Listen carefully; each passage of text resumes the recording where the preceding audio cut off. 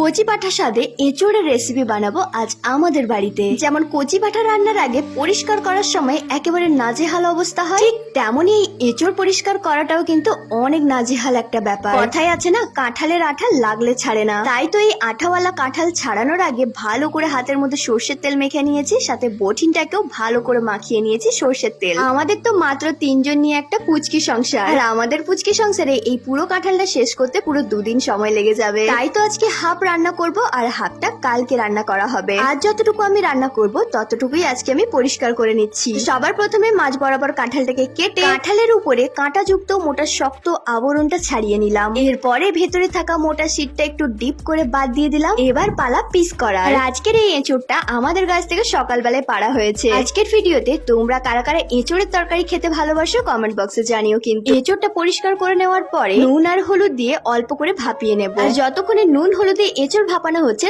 ততক্ষণে চলো এই চিংড়িগুলো ছাড়িয়ে নেব। আরে এঁচোড়ের সাথে কয়েক টুকরো চিংড়ি না হলে কি জমে? তাই তো এই কথা মাথায় রেখে আজ হাট থেকে বেশ বড় বড় সাইজের চিংড়ি নিয়ে এসেছি। এখন তো পালা এগুলো ছাড়িয়ে নেওয়ার। দেখো, আমি কিন্তু বাঙাল পরিবারের মেয়ে হওয়া সত্ত্বেও আমার চিংড়ির প্রতি একটা আলাদাই ভালোবাসা। আর আমি চিংড়ি পরিষ্কার করার সময় শুধু লেজের দিকটা আর মাথাটাই খালি ছাড়িয়ে নিই, আর বডির মধ্যে হালকা খোসা রেখেই দিই। মানে আমরা যেমন খেতে পছন্দ করি সেইভাবেই কিন্তু আজকে চিংড়ি মাছটা ছাড়িয়ে নিয়েছি। তোমরা কমেন্ট করে জানিও তো যে হালকা খোসা ভাব থাকলেই তোমাদের চিংড়ি বেশি ভালো লাগে নাকি পুরো চিংড়ির খোসা ছাড়িয়ে দিলে। আর এক্ষুনি যে এক্সট্রা চিংড়ির খোসা, মাথা, লেজ দেখালাম সেগুলো কিন্তু আমি ফেলে দেবো না একেবারে। এইগুলো দিয়ে নেক্সট ভিডিওতে তোমাদের সাথে একটা রেসিপি শেয়ার করব। আচ্ছা, চিংড়ির খোসা, মাথা, লেজ দিয়ে কোন রেসিপিটা বানালে বেশ ভালো হবে কমেন্ট বক্সে জানিও তো। মাছও ছাড়ানো হয়ে গেছে। এঁচোড় চিংড়ির জন্য যে যে উপকরণগুলির দরকার সেগুলো আমি এখন জোগাড় করে নিচ্ছি। যাই বলো না কেন, এঁচোড়ের মধ্যে কি খালি চিংড়ি অ্যাড করলেই হয়? কয়েক টুকরো যদি আলুও না অ্যাড করা হয় তাহলে কিন্তু এঁচোড় চিংড়ি রেসিপিটা বেশ জমবে না। কিন্তু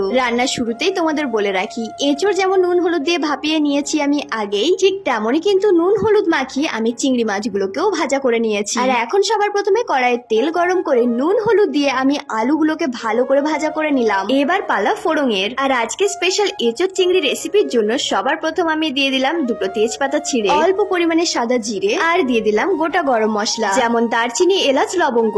এরপরে কেটে রাখা টমেটোর টুকরো দিয়ে কিছুক্ষণ নাড়াচাড়া করে টমেটো গলে গেলে দিয়ে দিলাম আগের থেকে পেস্ট করা মশলা। আর আজকের রান্নায় আমি গোটা মশলা হিসেবে ইউজ করেছি আদা, রসুন, পেঁয়াজ, টমেটো, কাঁচা লঙ্কা। এখন মশলাটাকে আমি কষিয়ে নেব। কাঁচা মশলায় থাকা ঝাঁঝালো গন্ধ যেন বেরিয়ে যায়। তাই দক্ষিণ দিনাজপুর থেকে লিপিকা দত্ত আমাকে কমেন্ট করেছে, দিদি তোমার ভিডিও কিন্তু আমার মারাত্মক ভালো লাগে। একটা মানুষকে টানা বেশ কয়েকদিন দেখতে দেখতে তার মধ্যে থাকা অনেক কিছুই খুঁজে পাওয়া যায়। তবে তোমার ভিডিও প্রথম থেকে শেষ পর্যন্ত এতদিন ধরে দেখা সত্ত্বেও জানি না কেন এখনো অবধি তুমিই আমার কাছে বেস্ট। জানি সারাদিনে তোমার কাছে হাজার হাজার কমেন্টস আসে, তাও কোনোভাবে যদি তোমার নজরে আমার কমেন্টসটা পড়ে তাহলে প্লিজ দিদি তুমি একটা আমাকে রিপ্লাই দিও। Thank you so much Lipika তোমাকে। আমার নামে এত সুন্দর করে লেখা তোমার মনের ভাব প্রকাশ করার জন্য সত্যিই তোমাকে অনেক ধন্যবাদ জানাই। খুবই ভালো লেগেছে আমার এই কমেন্টসটা পড়ে। তুমি ভালো থেকো সবসময়। কাঁচা মশলার পরে গুঁড়ো মশলা হিসেবে কিন্তু আমি ইউজ করেছিলাম হলুদ গুঁড়ো, লঙ্কার গুঁড়ো, লাল কাশ্মীরি লঙ্কার গুঁড়ো, নুন আর স্বাদের জন্য অল্প পরিমাণে চিনি। সব মশলা ভালো করে কষিয়ে আমি কিন্তু দিয়ে দিয়েছিলাম একে একে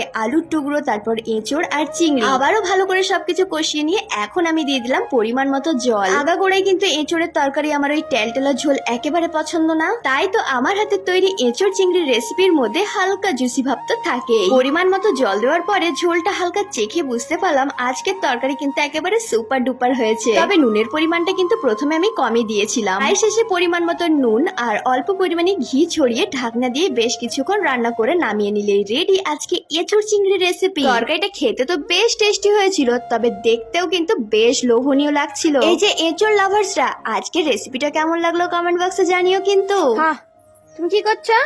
কি হয়েছে তোমার গালে? দেখি কি হয়েছে তোমার গালে?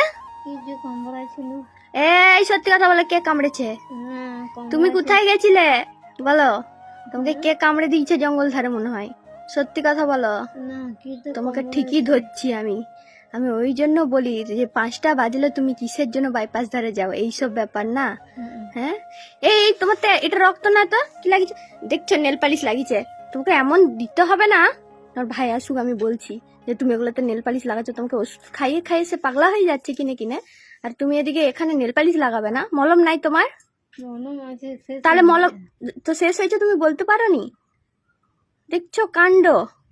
সাধে ওকে নাম দিয়েছি পাগলি।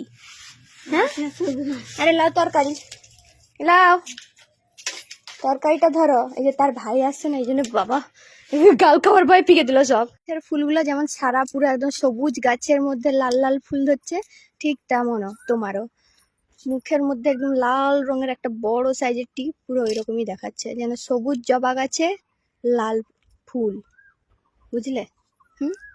আর তুমি ওগুলো চুল কাটছ না, তুমি আরো যখন বাড়বে না তখন তুমি বুঝবে কারোর কিছু হবে না, তোমারই বেশি করে চুলকাবে, তোমারই কষ্ট হবে, মনে থাকে যেন। নেল পালিশ লাগানোর জায়গা, হ্যাঁ ওইটা তোমাকে কতবার বলতে লাগে যে নেল পালিশ লাগাবে নি। কিসের জন্য লাগাও তুমি নেল পালিশ বলো? শেষ হয়নি তো, তো মলম আছে, মলম যখন শেষ হয়েছে তুমি বলতে পারো নি মুখে? কি জ্বালা তোমাকে লিয়ে, হ্যাঁ তোমাকে লিয়ে আর পারিনি আমি। হুম, কে কামড়েছে সত্যি করে বলো, কে কামড়েছে? কয়েকদিন হয়েছে আমিও পাগলি দিদিকে আসিনি, আর পাগলি দিদির অবস্থা তোমরা দেখতেই পাচ্ছ, ঘরদর প্রচুর পরিমাণে নোংরা করে রাখছে। তুমি কিসের জন্য ঘরদর নোংরা করো গো সব সময়? হ্যাঁ নোংরা করবো না তো কি, তুমি কি বাচ্চা আছে না? হ্যাঁ কিছু বলার আছে? আর ও নিজেই বলে দিল হ্যাঁ আমি বাচ্চা আছে না। সে এরকম টাঙানো, এই যে এখানে দেখতে পাচ্ছ ঝুলছে, এগুলো দেখতে পাচ্ছ, এগুলো সব ওর জামা, মানে ভালো ভালো সব জামাগুলোকে, এগুলো কিন্তু মানে একদিনে কি এত জামা একটা মানুষ পরতে পারে? একদিনে কিন্তু ও একটা জামাও পরে না, ওই 2 থেকে 3টা জামাও সারাদিনে চেঞ্জ করে।